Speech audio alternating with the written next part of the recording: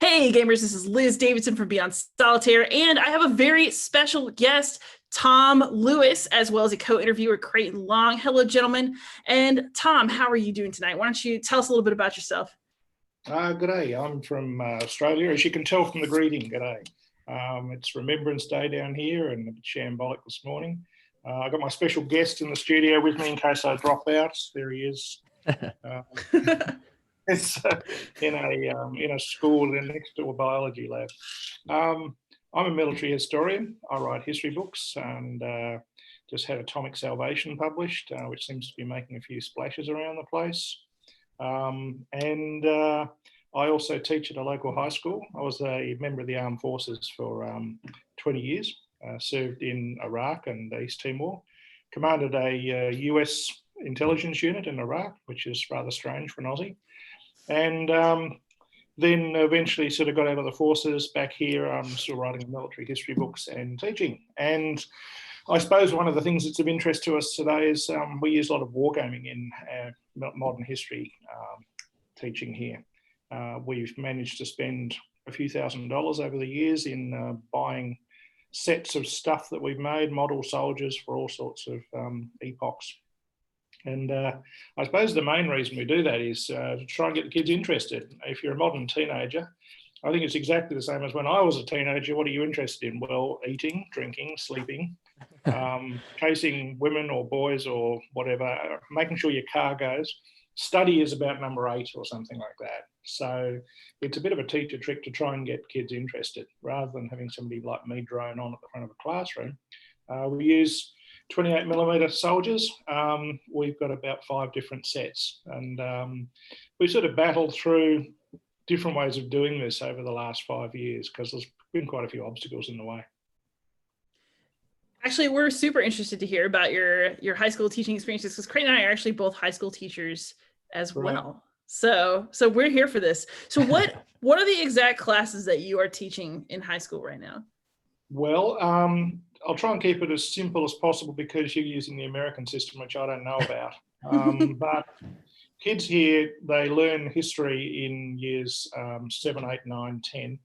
In year 8, they tackle World War One, which is a pretty big deal in Australia because we lost 64,000 dead, which for a small nation is a lot in World War One. We lost more dead in World War One than we did in World War Two. And in year 10, they look at World War Two for 10 weeks, similar to year 8 in World War One. And that's it. They don't look at military history apart from that. They do sort of other bits of history throughout their middle school career. So, for example, they spend 10 weeks on the Industrial Revolution. So I suppose, if you're a pretty innovative school teacher, you might have a little steam train competition being built or something like that. That'd be good fun. So one of the things I was trying to do over the years was you want to get students to be interested enough from what they've learned in middle school to tackle it as an optional subject in senior. So in senior, they get offered modern history. We have also offered ancient history, but it depends on the teacher expertise.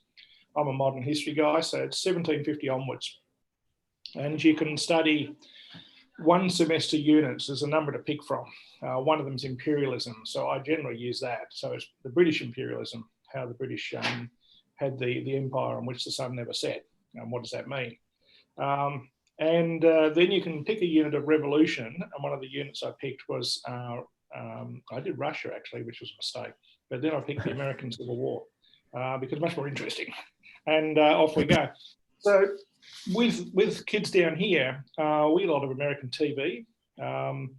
They sort of got a fairly sort of good picture of where we are in the world. Huge, great island, same size as the USA in width and breadth. But we've only got 26 million people. We've sort of got an odd geopolitical situation. To our north, we've got this huge Muslim country, which we're scared of, Indonesia. Might attack us one day. We've also got New Guinea, which we used to sort of own and operate, and then we sort of got out of that in 1975, and now they're sort of left to their own devices, and we pump money into it. So you're trying to get kids to understand all this and their place in the world. So it's sort of, we're British to a fair degree. We've got a British flag on our flag. America to us is a sort of odd place. We don't really understand it. Oh, sorry. It's on to us too sometimes. I mean, it's a mystery. I've been to America lots of times. I love it. It's a great place. If I was a young chap, young bloke over again, I'd probably move to America. Terrific place. Very different from Australia. We're sort of much more wild. There's lots of things that can kill you here. I live in Darwin, right at the top. We've got crocodiles only about 700 metres from my house occasionally. We hunt them down and move them to the crocodile farm, or we make handbags out of them. But it's sort of a rather strange place. So what you're trying to do is get kids to understand world history at the same time as sort of saying you really need to be interested and excited by it. And they're living in this huge, great island full of savage beasts, and we're sort of in a very strange geopolitical situation. So it's a 2-year course. You don't have to do 2 years. You do 1 year, 2 semesters of 6 months each. So we tend to do imperialism and then American Civil War, and then go on to year 12 if they want to keep going. And we look at the USA in the 20th century up to 1945. And then we look at the world in conflict after that. So they dovetail quite neatly onto each other. So in that particular year, we also wargame Vietnam because we were there too. Don't know if America noticed, but we were there. And we were one of the 3 other nations fighting alongside the USA. So it was New Zealand, Australia, and South Korea. Yeah, that's right. I think actually the Thais had some forces there. And then we finish off with the Cold War. So we've got a nice little war game called Atomic War, and it's got B-52s in it and aircraft carriers and stuff and nuclear explosions. So there you go, in a nutshell, big nutshell. That's what we do. So I guess my big question is getting kids prepared to play. How large are your classes actually, for one? How large is the average class? How many kids are playing? 25. But if you run, say, a stage 1 year 11 subject of 25 kids and half of them dropped out because they want a study line or they've dropped out of school or something, you still have an obligation to teach those stage 2 kids. So your year 12 class might be quite small. This year's is only 8. So you still keep going. So I guess my question was, it can, especially if it's a war game, how complicated are these games and how do you scale them to keep an entire class of kids interested and engaged? Yeah, we learned the hard way what not to do. So if you divide them into 2 halves and you sort of say you guys can be the Union and you people can be the Confederates, it sort of works to a degree. And we have some war games which they don't know anything. They know what a horse is. They know what a bloke on a horse is. We actually start off by getting them excited by doing some weapons handling. So we actually run a class where we bring firearms in and edge weapons and club weapons and uniforms and stuff. And we have a circular thing. We do it out of one of the cafes. So we put a weapon every metre and then they simply spend 3 minutes examining it. They can pick up a firearm, they can pick up a sword, they can pick up a hat, they can look at it. We don't actually require them to fill out worksheets because I found that you get more knowledge into their heads by allowing them time to fiddle. We don't actually have people lecturing them saying this is what this is because they find out more by investigative learning. Pick it up, feel it. This is what a brown vest feels like, a musket. It's big and long and useless. And we sort of, one of the things we want them to leave that class with is what's a muzzle loading weapon? What's a single shot weapon? What's a rifled weapon? What's a breech loading weapon? What's the difference between a bayonet and sword? And I think if you're enthusiastic about it, as we are, we know all this stuff. And we think, oh, that's great, it's fun, it's really easy to acquire. But if you take yourself back to when you were 16, you didn't know anything. I didn't know much. I was in the Air Force cadets and I had my own rifles and so on. We used to be a bit more free with firearms. So we actually have the local Arms Collectors Association come in with all this gear because they're really enthusiastic. And it's the usual school paperwork of mum and dad have to sign a clearance form. We have to get police permission. And we issue the usual threats. If you point this at somebody, you're out. And we take their phones off them as they come through the door, put them in a box. Because I don't want social media with all the wrong pictures on it. So we control it fairly tightly. And it works. They like doing it. And from that, it switches them on to, now I go and do a war game. I know what a sabre is. I know what a single shot weapon is. I know what mounted infantry are. They're different to cavalry and so on. I did actually, I had about 3 years ago, a lady come in with a horse, and she does reenactment stuff. And she has a saber, and she is good at cutting down targets at speed. And the kids think, wow, that's what it was like, having this quarter-ton thing hurtling at you and somebody's trying to kill you with this edged weapon. So you sort of switch them on. If you switch them on using practical sessions and wargaming sessions, then they'll do the theory stuff in class, which isn't so exciting. We show movies and so on. So getting back to your original question, one thing we found is if you put them in two groups and each group takes each other on, the kids who don't understand it much just sort of drift to the edges and they don't do much. So one of the things we do is we say, you're responsible for that horse there and that rider. It's this side's turn. What are you going to do? You're allowed to move your horse 30 centimetres in any direction. And also, if your weapons are within range, are they within range? You're allowed to fire. Let's roll the dice. So you appoint somebody the head gunner, somebody's in charge of this battery, somebody's in charge of that battery. What's a battery to the kids? And so you've got a glossary being built up in their heads.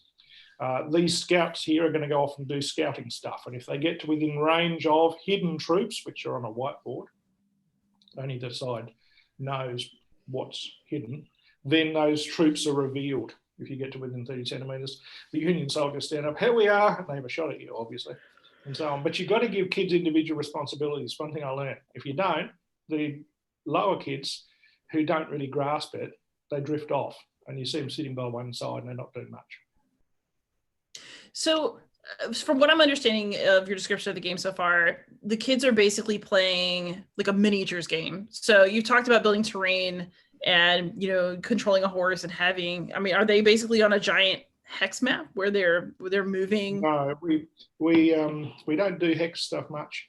What we do is we get tables, and we sort of over time, it's a big school, it's 900 kids, but over time I sort of worked out where tables are that can join, that can put together, and we've got big cloth covers.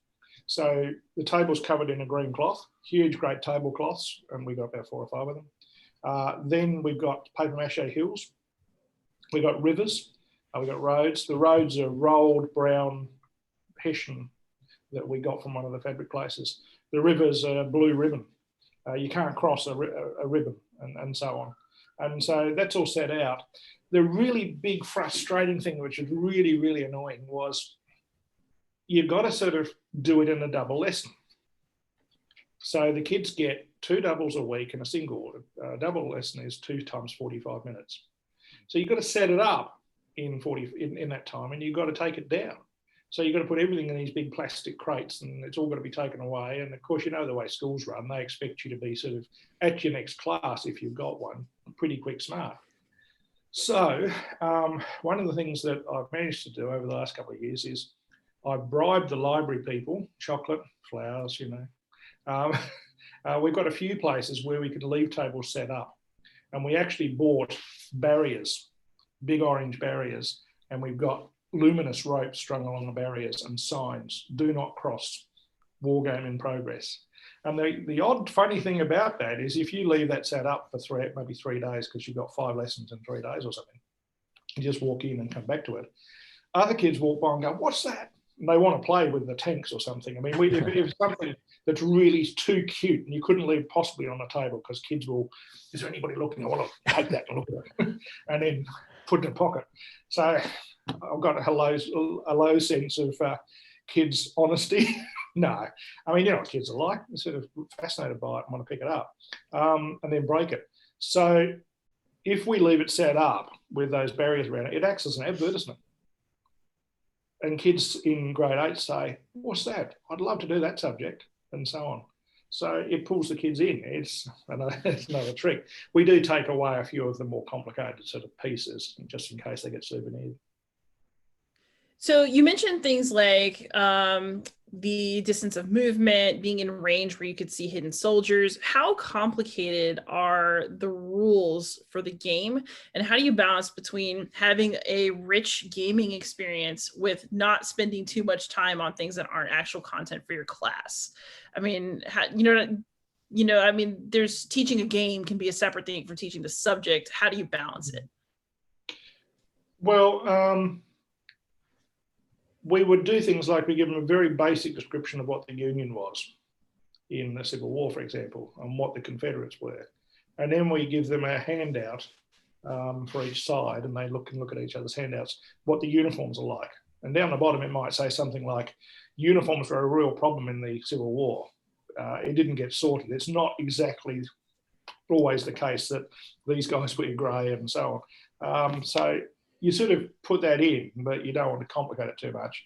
Then you're playing the game, and it's if you're on a horse, you can do this, but we've also factored in morale factors. If you're near your general, then your ability to fire and hit is higher. So we use dice to simulate firing. And sometimes you might say, look, these are 3 horses, but they represent 30.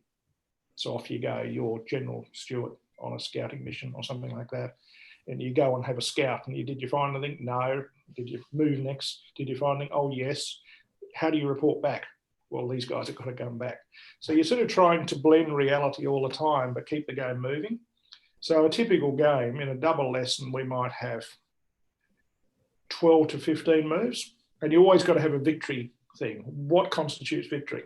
If you've got 70% of your forces left on the table, standing up at the end of 15 moves, then you win. We usually bring in a packet of Tim Tams. They're a famous Australian chocolate biscuit. So the winning side gets 2 packets of Tim Tams. And great. A worthy prize. We always have prizes, yeah. I've got a slush fund of prizes. So I've got a plastic box in one of the staff rooms that's hidden. So take out the prizes, take them along with you. And then you might be playing the game for 3 lessons or 4 or 5, but then you're sort of drilling down into what really was happening. What are these Confederates angry about? Why were they doing it? Who was General Lee? What was the whole problem of the Union, the Civil War? And then we might supplement it with gods and generals. So we're showing the film, and we're stopping and writing classroom notes. What has this battle told us? Chancellorsville, Fredericksburg, or whatever. These guys didn't know what they were doing. The Union forces just didn't know what they were doing. They just made mistakes and sort of take ages to cross this frozen river. And when they do, they're in fields of fire. And the Confederates up the top of the hill had lots of time to prepare. And you issue handouts. So here's your reading for the next 2 days, kids, 2 articles. And we email, because everybody's got a laptop in this school, we just email all of the kids and their parents the articles at the end of the lesson. Just bang, off it goes. Everybody's got their homework reading, which they're expected to do over the next 2 days. If they don't do the reading, of course, then they're falling behind. But also we're emailing the parents, and the parents are saying, oh, you've got your homework reading there. That's really interesting. And off they go. So it seems to work. We get our A's and B's and majority of C's, and they seem to like it. So actually talking about sending readings home leads to another question, which is, what is the ratio of studying, reading, lecturing to gameplay in this class? Is the game like a big thing that they prep for and then they do post reading, or is it integrated all the way throughout the course and you play a little bit? How do you fit it all together? The war games are highlights. They take us time to set up. So the American Civil War, over a semester, they might have 3 big war games. First one is an introductory war game, might go for 3 lessons, 4 lessons.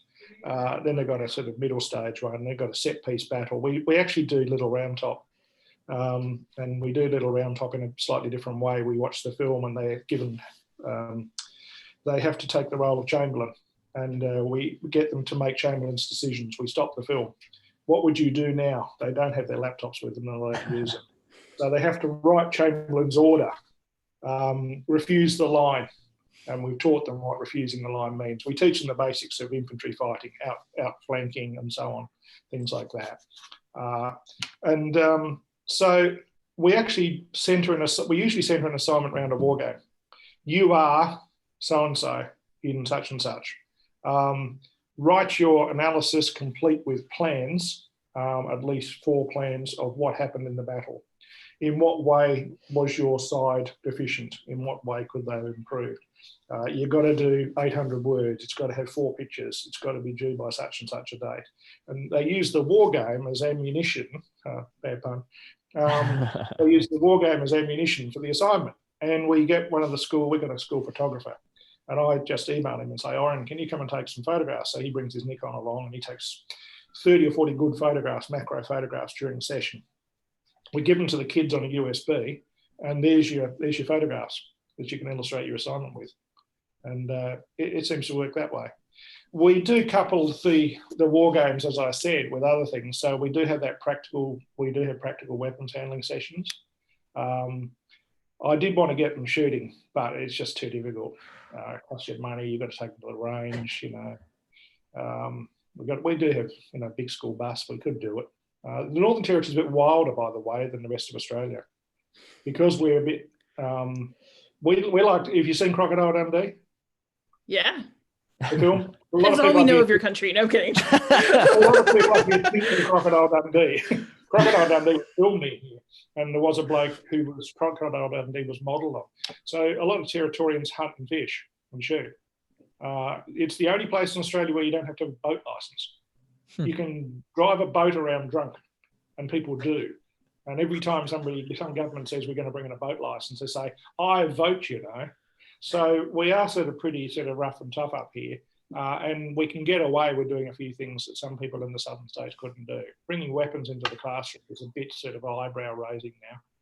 But we're lucky. Police force are very cooperative. I'm a member of the Arms Collectors Association. We do tick the boxes in terms of OHS. But the war games are a big thing that we use maybe 3 times a semester, maybe for 4 or 5 lessons each. So that's 3 weeks worth of 3 weeks out of 10 taken up with war games. But we couple it with the weapons handling. We bring in artifacts. We have got a famous lesson where we go out into the grounds and they dig up a grave. And it's got bones in it, and it's got uniform bits and medals and stuff like that. It's source analysis. So this is found on the property. What's the story? And they have to research it backwards. There's World War I medals, there's World War II, there's an epaulet shirt. There's a German medal from World War II, an Iron Cross, and a few other things, and there's some bones. And instantly, they'll go, they have to act as reporters for the local paper. Human remains found on site, war veteran suspected dead, and so on. The bones are actually from a roast, a beef roast. We just boiled them down and sterilised. And they jumped to the conclusion they found human bones because there's human stuff with them. So but hey, you can use the skeleton that's in that office with you. It's source analysis. So be suspicious of your historical sources. They can lead you astray. And we do a few exercises related to that. We also have a B-52 bomber down the road, and we go for visits to it. And this is enormous Air Force base here, the longest runway in Australia. It's a space shuttle runway. We have a B-52 in captivity. Belongs to United States Air Force, and it's in a museum. So we go off and visit that. And that couples in with the World War II stuff. What were the atomic weapons? What are atomic weapons now? What do B-52s carry? Australia had a bomber called the F-111, which is a high-speed swing-wing attack bomber that it was now been retired. And they've got one of those too. We've also got a Spitfire and a Zero, B-17, and we go and examine that and all that stuff in the Aviation Museum. So it's touching. Go and touch that B-52. Give it a good pat. See how big it is. It's got 8 engines. Why has it got 8 engines? Get inside the bomb bay. And that relates back to the Cold War stuff. These things used to take off from Darwin. They still do, actually. But with their nuclear payloads and go up to Guam. It was a very popular hobby in the evening watching the B-52s take off on the nuclear deterrent patrols.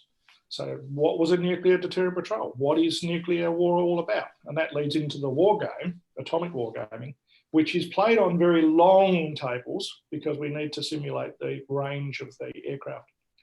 And we watched Dr. Strangelove and a few other things the day after, for example, which was filmed in Boulder, was it? Or in Kansas. We're fully across nuclear deterrent and things like that, mutually assured destruction. So you talk a lot about, incorporating weapons and going to see B-52 and playing these games as a way of hooking students' attention, but you also mentioned students using some of their experiences in their assignments. How do you find that this experiential component to your class affects students' learning outcomes and their ability to analyze what's happened? Is it, I mean, the war games, you're spending a lot of time on them, so I'm assuming that they not only are showpieces that catch student attention, but also how do they affect the way that your students approach history after they've had the experience? Well, I hope it sort of excites them, and also makes them question and turn things upside down. I'm a military historian by background, and if you look at some of my military history books, they're all about turning things upside down. It's not that way. You thought it was that way. No, if you look at it this way, it was actually that way.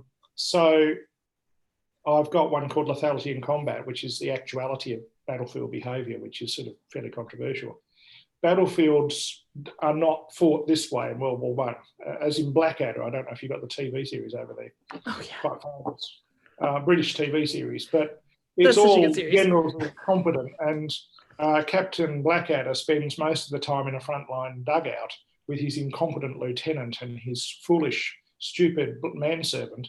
They never seem to do any admin duties. He's always trying to scheme to get out of the war. The whole Blackadder series is he spends all his time in the frontline trench, but in actuality that wasn't the case. The battalion was moved in for 4 to 6 days. It was pretty awful. Maybe they were involved in an attack or a defence operation, but usually they weren't. And then they were rotated out again. So a lot of my history sort of work is, don't take it for granted that it's like the movies. It's not. What was it like in reality? So could you do this in reality? The movie shows you it's done this way. Could you do it? Try picking up this 303 rifle and loading and firing it 10 times in 30 seconds. Could you do that? Here's one. Here's 10 blank dummy rounds. See if you can load and fire that 303. Now, of course, it's not going bang, bang, bang, but you give the kid that experience and they go, oh, okay. Now I'll look at things with a bit of a more suspicious eye. So it's sort of equipping their brain, hopefully, so they go on to university and maybe they sort of become more suspicious citizens in some ways. So they sort of investigative learning set up for life. Yeah, Vietnam's a big thing here, and it's sort of we got our backsides kicked.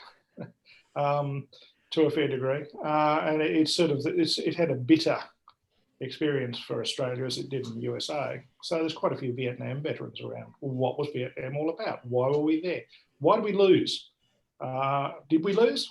And so on. So you're sort of trying to equip them with a better brain. I don't know if I answered your question. So when you became a teacher at this level, did you always intend to incorporate wargaming into your classes, or is it something that happened over time? No, I always intended not to be boring. I won't mention the lady's name because it would be embarrassing, but in year 11 back in Hobart, which is the Tasmania, down the bottom, where the Tasmanian devil comes from, not like the one in the cartoons, but just as nasty and lethal. It's a horrible animal, like a little dog that sort of crunches bones. But I came from Hobart, and I was in Tasmania and growing up there as a young bloke. Bushwalking, guns, air cadets, parachuting. I learned to fly, things like that. And I was interested in military history from a young age. I devoured Ronald Welch's books, which set over 800 years. And I went on to the Hornblower series and Sharp and things like that. And I was really interested in military history. So I took British History Late, it's called. I think it's 1805 onwards in year 11, and probably failed it because it was done by the lady who was teaching it. She would stand at the front of the classroom and she would read stuff out of books aloud. And we just sort of, and what? And then she'd give you something to read at home, and there were no movies, there was no wargaming, there was no artifacts, there was nothing. It was boring. And I remember asking her about 3 months into the course, which was a 1-year course, when were we going to study the Napoleonic Wars? And she said, we have. And I said, but we only looked at the causes and effects. And she said, yeah, that's it. And I went, hang on, what? We're not going to study the Battle of Waterloo? I knew something about Waterloo. I wanted to find out what the difference between dragoons and hussars and lancers were. That sort of stuff. I was hoping somebody was going to tell me, because it was before the internet. You only got your stuff out of books. That was it. It was just causes and effects stuff. It was not interesting at all. Of course, now I would find it much more interesting, the causes and effects on Napoleonic Wars. The same as the Crimea. We studied the Crimea, the Crimean War. I wanted to study the charge of the Light Brigade. It was hardly mentioned. I wanted a real horse. I wanted to see what it was like to charge over the valley into artillery fire. And would they kill as many of you as I thought? Because you spread out, did they ride knee to knee, all this sort of stuff. So my main motivation in teaching history is not to be boring. I was bored rigid, and I don't want my students to be bored. So I have a follow-up question to Liz's. When you started teaching, were you able to incorporate war games into your teaching style right off the bat, or did it take some time to really build it into your curriculum? It took a little while. I'm, as you probably gathered, older, and I've got a military history background, and I'm a writer. So my school went, this guy might actually know a bit more than somebody who's just out of the blocks, out of university. And they were nice to me. And the principal here is very good. She believes in letting people have their head, and anything you can do to get the kids to lift their game from a B to an A, or a C to a B, or whatever. So she's very supportive. And the head of the faculty was very supportive. I used to run a department in high school myself, and I know what the strains and stresses are. But the bloke here is very, very supportive. And I eventually went to him and said, look, I want to do this. I figure I can help the kids get through more. What's the dollar? How many dollars spare have you got? And he basically said, how much do you want? And he gave me $500 just off the bat like that. At the same time, in my first year, I was asked to set up the gifted and talented department in the school. We spent $1.6 million helping the bottom end of the kids get up. And the boss wanted money spent helping the top kids. That little girl sitting in a corner who's getting a B in English, she wants, something put into helping her get an A. So I got my own department and my own budget. And occasionally I sort of stole some money from my budget and put it into that budget. No, I didn't. And that sort of helped as well. So I coordinated the gifted and talented unit on my little department here. And a lot of those kids will study history because they see it and they're enthusiastic and so on, but it's different. But they were very supportive. And so I sort of went, you're really going to give me $500 to buy model soldiers? Yes. So then where do we buy the model soldiers, and are they painted and all that sort of stuff? And you've got to think your way outside the square. So value for money, and can you do things? Can you actually have kids building paper mache hills in class? Well, yes, you can. And it can all be sort of part of an instruction. I mean, as long as the parents are sort of not going to be aghast, I think. But I've had my kids painting the soldiers. I've had them building paper mache hills. They've been doing all sorts of things like that because it was educational. So when we were setting up our World War II battle experience, I simply divided the class into two halves. You're painting the Japanese soldiers, and here's the laminated handouts I prepared. You blokes are painting the US Marines, and here's the laminated handouts I prepared. And so they painted away. At the end of that lesson, they've got some concept of what these blokes were wearing in the war. We actually have a Marine base 10 kilometres from here, US Marines. And we actually got some of them to come in with weapons and talk to my kids. So they bought a couple of semi-armoured vehicle in. They bought a whole heap of automatic weapons and light carried weapons and so on in, and talked to my kids. And they were sort of amazed. It's a real US Marine. I can touch him. But But they see them around town, and they're very well behaved, but they're usually in the civvies. Is he American? I think he is from that haircut. But getting the Marines to come in, you are the real Marines. You are the people, you are the descendants of those people that fought at Iwo Jima and Okinawa and who never gave up in places like Saipan and Guadalcanal and so on. And you're the descendant of Chesty Puller and so on. So again, it's a real experience you can have in the classroom. That's phenomenal. I'm so jealous. Yeah, Kreighton actually teaches history and social studies. I teach Latin, so. Me jus tutus eris. With me for your leader, you will be safe. Yes. I tell it to my kids all the time. I taught Latin. I studied Latin for a couple of years. Benny. So I have a question. Are you also a hobby gamer? Do you have an active gaming life outside of school? Is that something you'd like to do for fun? Not really. I was an avid player of Harpoon. I was a intelligence analyst in the armed forces and with our intelligence community. And I've actually been over to America working. I was down at Langley for a while, just doing a couple of visiting type sessions. So that was sort of my background. But I was originally a Navy officer, and I was deeply into Harpoon, which was a computer game played at the time. You commanded sort of individual ships and flotillas and fleets. And I was very keen on that, but I never got into the miniatures side of thing, and just didn't have the time. Weren't based somewhere where there was a wargaming club. There are in the southern cities of Australia big wargaming clubs, but up here it's a very small one.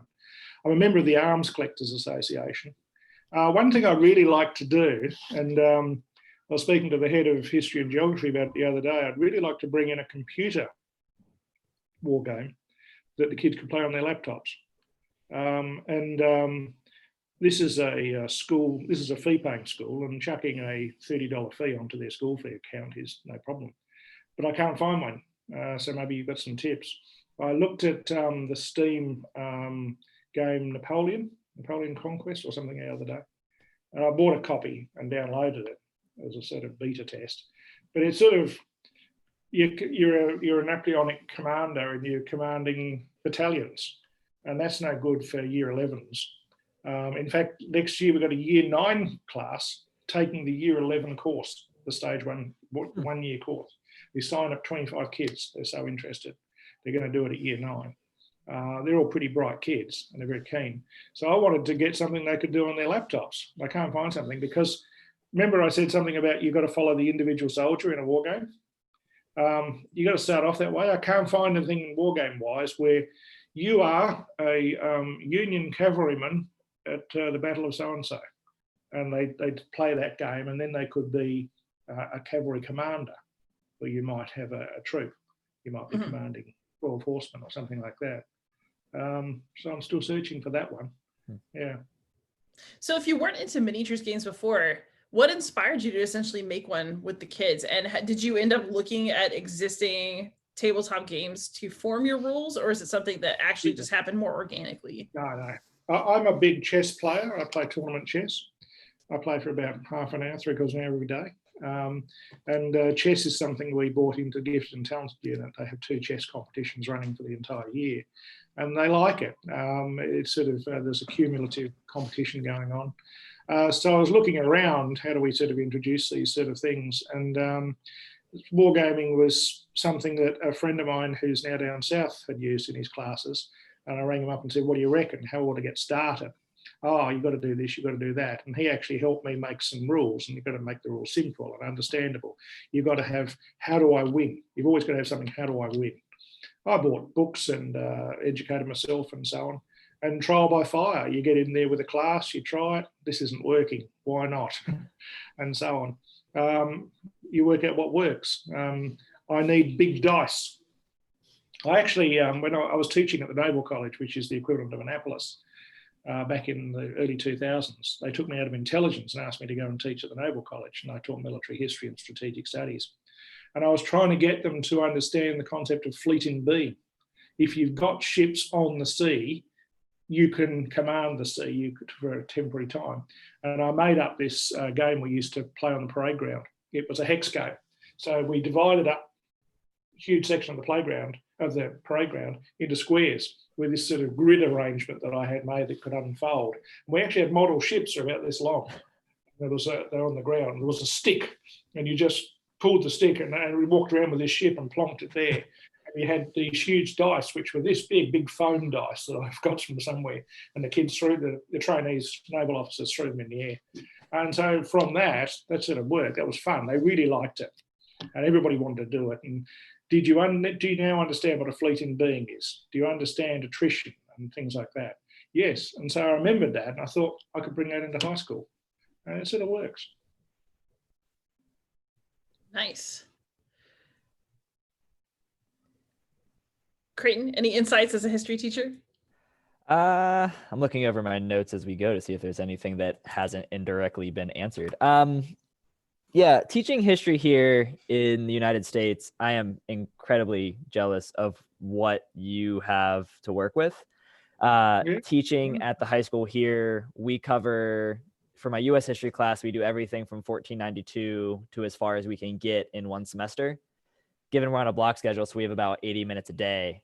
And so with that timeline, I get about 3 days for World War II, which I will be the first to admit is not nearly as much as I wish. Appropriate scowl. And so I don't know what Georgia looks like down for you, Liz, but up here in Virginia, we do not get very much time. And I wish I could incorporate more war games during school hours with my students, but I'm limited to an after school club where I do get together and I play mostly World War II games just because that's what I'm into on the side because I am a hobby gamer. And the kids seem to really enjoy that. But that separation keeps my students in like the content classes apart from that, unfortunately. And I would love to find a way to incorporate it in. And I'm feeling very inspired by what you're having to say. And I think there are some things that I'm going to try to implement. And I'm just impressed with what your school gives you the freedom to do, because we do have, so I'm in Virginia, and so there's a lot of Civil War history here, as you're familiar with.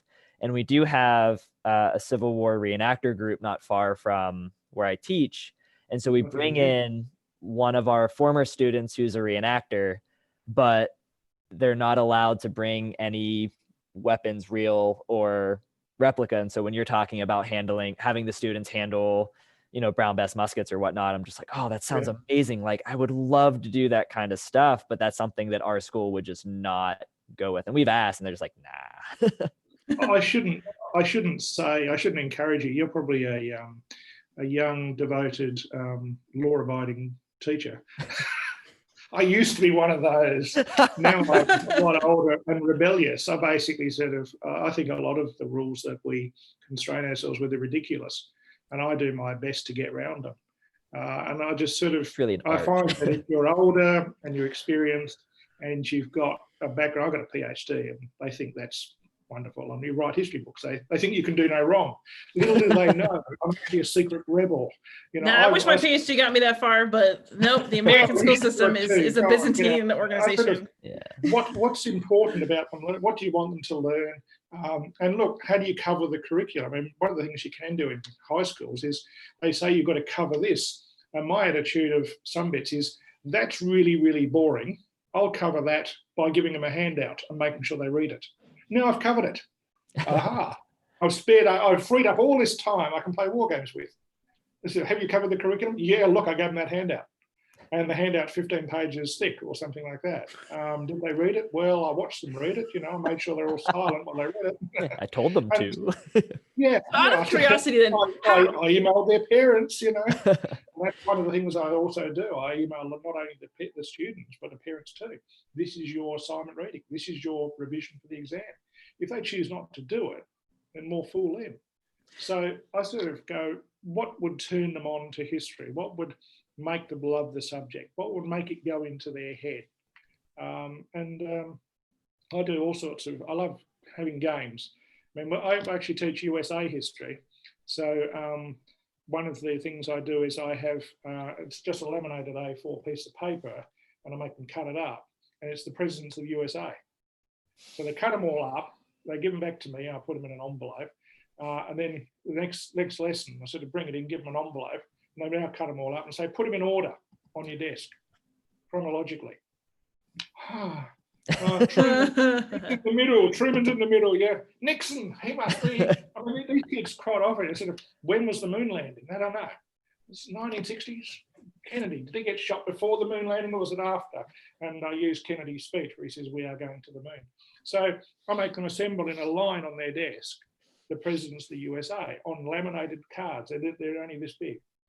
And then we sort of have on the, comes up on the screen, the correct order, and you reorder them. Now that's a lesson. I've taught them the presidents of the USA. That's important. It's part of what they should know about the USA. What else should they know? The 1970s, we watched something on the moon landing and so on. We use all sorts of films. We use stuff about the Great Depression. We use, what's that film? I think it's called, we use Fury, the tank film. It's not great, but there's one called Flyboys, which is about USA flyers in World War One. So we do that. And they've got a World War One aircraft in the Aviation Museum. So we link the two together. Awesome. But games, giving away prizes, kids will do anything for a piece of chocolate. so I have a question. Grade 12 doing games for chocolate. I have a teacher question. So you're talking about just giving them the curriculum on a handout, having a lot of fun time, but they need to read it for the exam. How are your students actually graded and assessed? And how does that all work together? I mean, as a teacher, I just got to know. Where does that grade come from? Yeah, for a year 11 student, they have 7 assignments in a year. So 6 of those assignments are assessed internally, and 1 goes off to Adelaide, which is down south, and it gets compared by the students. That's worth 30%. That's quite common for, say, 60 to 70% to be assessed internally. Now, you've got to have them writing the essay or doing the PowerPoint or doing the talk, and you've got to have physical evidence of it. So I have to be prepared to send my electronic files to Canberra, and I say, this is a B, and it's an 800-word assignment, and they say, oh, no, you're marking too easy. It's not a B, it's a C. Moderation, we call it. Probably the same around the world, I suppose. But they have to do basically 6 to 7 pieces a year in those 2 subjects. In modern history stage 2, which is year 12, they have a external exam, and they don't know what the exam is until they go into it. It's closed book. They do it on computers. The computer browsers are locked off. It's done under supervision. It's a national sort of testing type idea. And that's 2 pieces. They've got a 45-minute essay they've got to write. They get given probably 6 choices. I mean, one of the ones was this year for us, who was the most influential US president in modern history in the 20th century and why? So as long as you sort of stayed awake and you remember the names of American presidents and you sort of can make up some sort of fist of that, you could write for 45 minutes. And one of the things I bash into the kids is write for 45 minutes. Don't write for 20 and leave. They'll look at it and go, well, that's not very impressive. You're a D. If you write quantity, they'll sort of give you, mark for sympathy. We know what it's like to be in year 12 in stressful exam conditions. You're almost there. And as long as they can then read it and, look, he's mentioned Truman and Roosevelt and, okay. So you're getting there. So I train them pretty brutally how to sort of pass what will get you through, not with sort of just read thousands of pages, what will get you through. They, in the lower grade, so stage 1, they have less rigorous things, so they could be doing a PowerPoint presentation to the class. But I still have to have that PowerPoint ready to go if Adelaide wants to see it. And they'd get about 5 or 6 lessons in class time to work on an assignment. And in that time, I can be a bit assertive if I want to be. I might be saying to the kids, right, you're separated into corners of the classroom and it's silent work today. And I'm walking around, sitting there with them and looking on the laptop and saying, look, come on, that paragraph there's a bit weak. Haven't you read that handout? Here it is again. And you need to sort of, we train them how to do footnoting and endnoting and things like that. So we sort of do push them to do the assessment in class and hand it in on time. And of course, you get around about a quarter in year 12 don't. So we're still chasing kids even at this stage of the year because we come to an end in about another 5 weeks. Do you have any big level, like standardized multiple choice tests that you have to train the students to pass, or are the essays the primary? Oh, that's awesome. Right? There is a 6-question, there has been on the year 12 exam, there's been a 6-question source analysis thing for the last 3 or 4 years. So they give the kid a piece of history they're completely unfamiliar with. Mawson's Journey to the South Pole or something or other was on there for about 3 years ago. And they give them half a dozen newspaper articles and obituary and things like that. And they have to answer 6 short questions. So was Mawson a success or not? You read the obituary, and the obituaries generally say good things about people. But a lot of it's pretty basic. I mean, they've got 6 questions and the last question's worth the most. So you're sort of training the kids, write the most for that one. And then they don't listen and they'll sort of peter out by that time, and they've sort of written a few lines in the trial exam. You say, why didn't you write lots for that one? Oh, because I didn't notice it was worth more than the others. So we have problems with kids doing exams because they've taken a lot of exams out of the curriculum over the last 20 years. They're sort of cruel and oppressive to do exams. So consequently, when you do have exams, the kids are not trained to do them because they haven't done any. So I would still take your situation over mine, good sir. Yeah. Yeah, part of we test too much. Sorry, go ahead, Liz. I was just saying we test too much. Yeah. The reason I was asking about multiple choices is in Virginia, we have the standards of learning where at the end of the year, they have to take a multiple choice test that can be asked anything from 1492 to the modern era. And so part of the dilemma is I want to, like, oh, I'd love to show All Quiet on the Western Front or 1917 when I'm talking about World War I, but can I really afford to lose 2 days of content when, that's going to be really helpful. And if I knew the kids did the reading outside of class to make sure I'm at least checking those boxes for that standardized test, then we can do it. But unfortunately, I can't trust all my kids to do that. And so I have to directly instruct that, which is a shame. But the standard, the SOL test carries so much weight that I don't have the freedom to work around it too much. You've got the same frustrations we've got in many ways. As I said at the beginning, kids are kids. What are they interested in? And you sort of give them a piece of reading and then you presume they read it. So we have 2 types of assessment, summative and formative, which you may have. Formative is little tests you give in class and stuff. I do a fair number of those. So we have events of the 20th century on those little laminated things that I made and cut up and put them in envelopes. You throw a kid an envelope and say, put them in order. So that's a formative test, and I might actually record the mark they got, because it tells me whether they're actually on task or not, whether they're taking the knowledge in. So I might give them a multiple choice test, which is marked on a sort of grid thing. I can mark it in 30 seconds, and it tells me that they're not doing the reading. So we do that sort of thing quite a bit. Don't sort of get me wrong. We don't have a luxurious time. We're not sort of having fantastic time in every class. Sometimes it's just reading and sweating and listening and thinking. And there's a fair bit of that. It's just that the war games, the practical sessions are used to turn them on, as I call it. I just want them to be interested. So this is my trick to get them interested.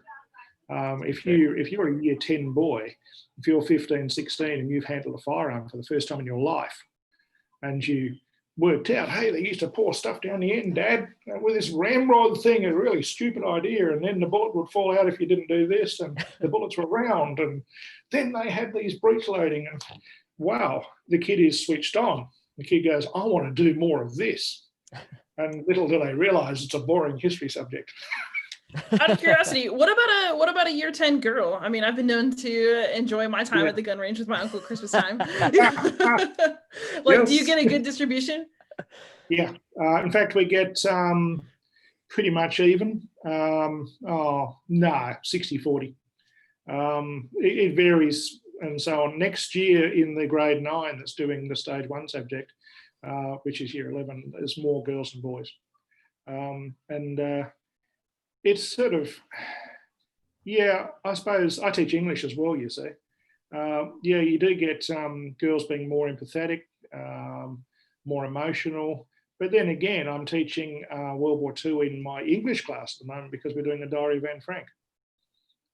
So we're watching Schindler's List, and it's pretty brutal. But at the same time, I managed to get one of the Arms Collectors Association guys to bring in his display box that he uses for the travelling shows they occasionally do, and he's got a Nazi uniform out. And he's got a Jewish star that was worn on a brassard from World War II. And they look at this in the box and it's real. They actually wear that stuff. Wow. And so on. So you can sort of excite the girls as well, I suppose. I would have wanted the tanks, to be real. Tom, do you well, notice... these days, you know, girls are equal. We've actually got a tank unit up the road from the Australian Army, and they've got some female tank commanders there. Do you notice that are the males and female students, are they gravitating towards different portions of your content, whether it's like, you know, are they equally interested in the wargaming side, or are there certain classes that they tend to gravitate towards depending on what activities you're doing with them? Not really that noticeable. But then again, you know, in the chess competitions in Gifted and Talented, the girls are doing really well. And chess has been traditionally a male game. But we got some really good girls at the moment. They've really come on over the last 2 or 3 years by being thrown into tournaments and given encouragement and so on. It's a sort of strange world, isn't it? Things do change. So I always sort of give them lots of encouragement. I don't say you can do it just as well as the boys, but I assume, my assumption is high. I always believe in setting the bar high. You can do this. I expect you to jump that bar. Don't tell me you can't. I'm going to coach you until you can. So you're sort of very positive about it, and you'd never sort of presume that they're inferior. Girls have tended to be better writers, I think, sometimes. It's sort of the English thing there. I had a girl who, strangely enough, came into year 12 not having done the year 11 modern history course. They can do that under the rules. We sort of advise them in writing, you're probably not going to do very well, because all these people in stage 1, they've done British imperialism, American Civil War, and we're building on that, and you don't know any of that. And she said, I'll be right, sir. And she was. She came through with a high B at the end of the year. She could just absorb stuff and write. I was surprised. So, you know, she set me back. She taught me a lesson. That's awesome. All right. So we've been at this for about an hour. So Kreighton, do you have any final questions for our guests? Looking over my notes, I've got a bunch of check marks. Somehow, as soon as I write it down, you two seem to know what I'm thinking about and go ahead and answer it as I'm writing. So cross a lot of those out. But yeah, I'm feeling pretty good, warm and fuzzy, very inspired. Awesome. Tom, any final thoughts? Yeah, one thing to think about, I suppose, is we have a real debt here in the Northern Territory to the United States. On the 19th of February, 1942, we got cleaned up by 4 of the Japanese aircraft carriers that had hit Pearl Harbor. They launched 188 aircraft against Darwin, and they killed 236 people. The only fighters flying were USAF, 10 USAF fighters. And the USS Peary went down in the harbour here. Half the wreck's still there, with 88 people dying on board. There were more Americans died here on that day than Australians. It was the first time in World War II we'd fought side by side. It's sort of the beginning of the alliance, if you like. And we're a small strategic partner. So there's a very strong US presence here still today, and there's quite a debt of acknowledgement that we owe to the USA, and we bring that into our study. And so the USA is sort of an integral part of Australia. And so thank you for what you did for us in World War II. We're really grateful. And thank you very much for coming on and doing this interview with us. We learned a lot. Hopefully everybody who watched also learned a lot, because this was awesome. And happy to help. Thanks, everybody. Happy gaming. Have a good night. Yeah, and happy gaming to you too. Bye-bye.